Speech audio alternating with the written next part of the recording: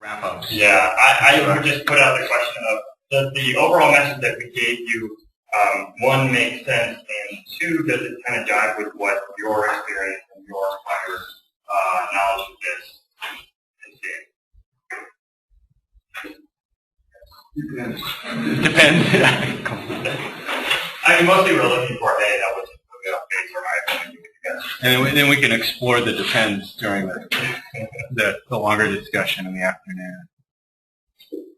Has anyone noted changes or think they've seen changes in runoff in watersheds that they're familiar with? Hard to just hack anecdotally. Timing. But it could be, yeah, which is it? Yeah, right. Is it because it was a low snow year? Is it because, we had that really warm spring, like the other warm springs we've been having since 1980? Is it dust on snow? Is it beetles? Yeah. One thing I noticed is related to runoff, but on the west side, we had all the Indians. Oh, the ifs. Yeah. We don't even in this big crisis and what we have to do. And I went out and the other day and walked around and there's tons of little green trees coming in. And it was like, you can see that really first. Yep.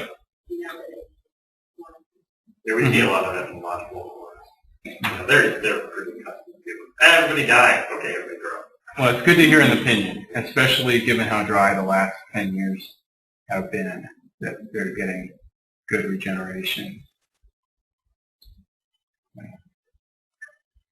Any other thoughts? Yeah. Well, I just had an observation in our spruce beetle zone that we talked about the understory response, and there's definitely an elevation relief that the lower elevations are really responding. The aspens coming in. There's a lot of small, predominantly about by curve, a lot of spruce trees in there. But you have those higher elevation stands, especially the ones that were almost 100% spruce, have pretty sparse understory response at this point. It's pretty much just grass. Yeah, and that goes with our colleague Carol Westman at the University of Colorado. Looked at that on the route, and they've seen some areas where, especially at the higher elevations, you have longer disturbance return intervals, but that also means you have longer regeneration intervals. There wasn't great seed availability or some other factors were going on. They saw decent change over for the meadows. So, yeah, it's worth noting that in spruce we might not get quite as hard of a response or quick as a return. And that, when you don't get that return in the forest, you're not going to get hydrologic recovery. You're not necessarily going to get the same hydrologic functionality as in the forest process-wise. No, that's a great point. Close to tree line. And you see this in the Front Range and in the Saguache, and I'm sure those of you spend more time in the San Juan, when there's like a stand replacing fire in your tree line, it can take a very long time for that to come back. It's the little guys really needed that sheltering effect of the larger trees of a continuous or near continuous canopy. When that's gone, yeah, the forest can reestablish, but it's maybe a century or more versus decades. I guess just one side note on that too. A little plus for maybe salvage logging, in that if we can sell for profit, we can return those timber sale seeds to reforestation. So we can, and we are planting predominantly spruce that in some of these, well, most of the fire control. Yeah, if there's slow generation in those stands, boost it.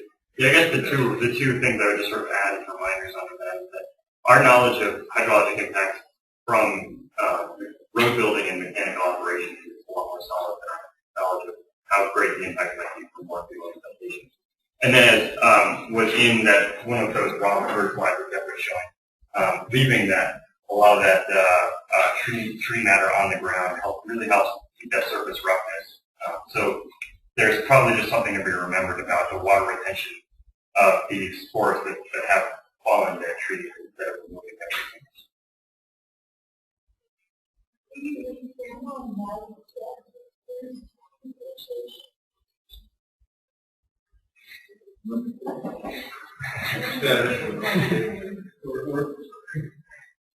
We're not in the best block right now.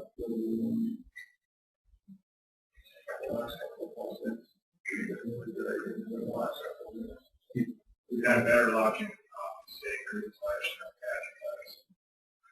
greener site so much that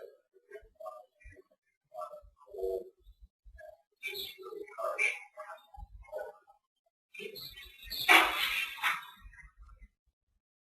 I'm not advocating it necessarily, but it should be a tool.